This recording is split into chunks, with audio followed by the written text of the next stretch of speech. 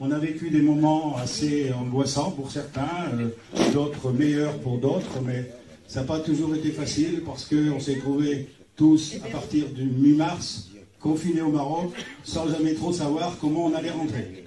Ça a créé beaucoup de problèmes, ça a créé beaucoup de soucis. Il a fallu essayer de trouver des solutions.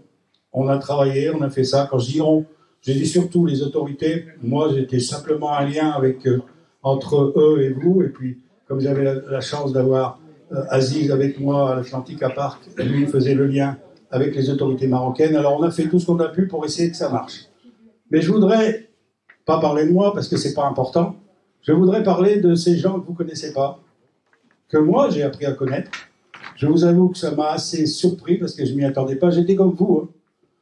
Je me disais, les gens qui travaillent dans les consulats, les hauts fonctionnaires, ils ont la belle vie. Faut pas du tout. Hein. Croyez-moi, pendant 3 mois, ils ont bossé comme des fous.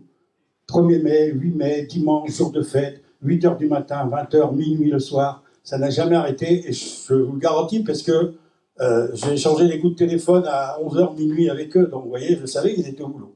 Donc ces gens-là que vous ne connaissez pas, que vous ne connaîtrez peut-être jamais, mais qui ont travaillé pour vous pendant 3 mois pour que vous puissiez repartir, j'aimerais qu'au moins une fois, on puisse les remercier. Alors, je vais vous passer une vidéo que la secrétaire du consulat, Emmanuel Briand, a faite, parce que chez les fonctionnaires, ça marche comme ça. Quand ils ont fait des choses très bien, ils ont le droit à une médaille, parce que ça les fait monter en grade. Alors, ne demandez pas d'explication, je ne sais pas du tout comment ça fonctionne. Mais le consul, M. Doudé, lui, il avait fait en sorte que cette secrétaire qui avait travaillé pour les camping-caristes, parce que c'était elle qui dirigeait le pôle camping-cariste et le consulat, soit médaillée parce qu'elle avait bien travaillé. Donc, quand elle a eu sa médaille, ils ont fait une petite vidéo. Et je veux vous la passer parce que je veux que vous sachiez, en fait, ce qu'ont vécu ces gens-là. Elle leur raconte un peu, avec de l'humour quelquefois, mais comme ça, vous saurez exactement que la vie n'est pas toujours facile. Alors que, si vous saviez tous les coups de pied au cul qu'ils ont reçus, c'est impressionnant. Donc, si tu veux, tu peux y aller, mon ami, vas-y.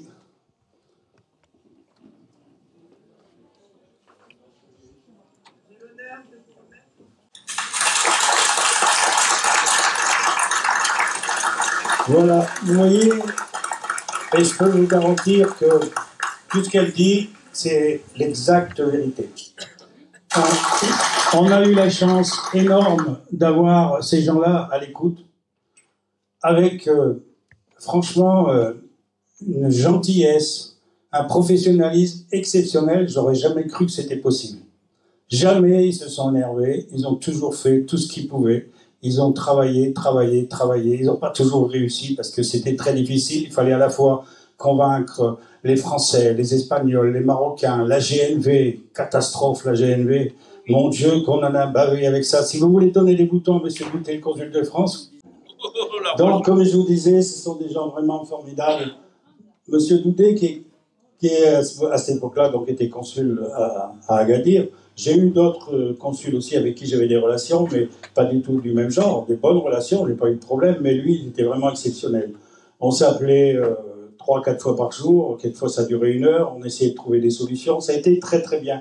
Et ce monsieur que je n'avais jamais rencontré, que je ne connaissais pas, il m'a parlé comme s'il me connaissait depuis toujours, et ça c'était fantastique parce qu'il essayait de trouver des solutions. Voilà.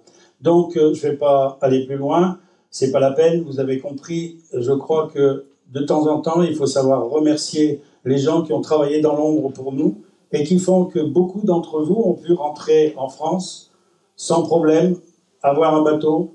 Et ce bateau, si vous saviez la somme d'efforts que ça représentait, je crois que vous pouvez vous lever et applaudir chaleureusement. Allez-y.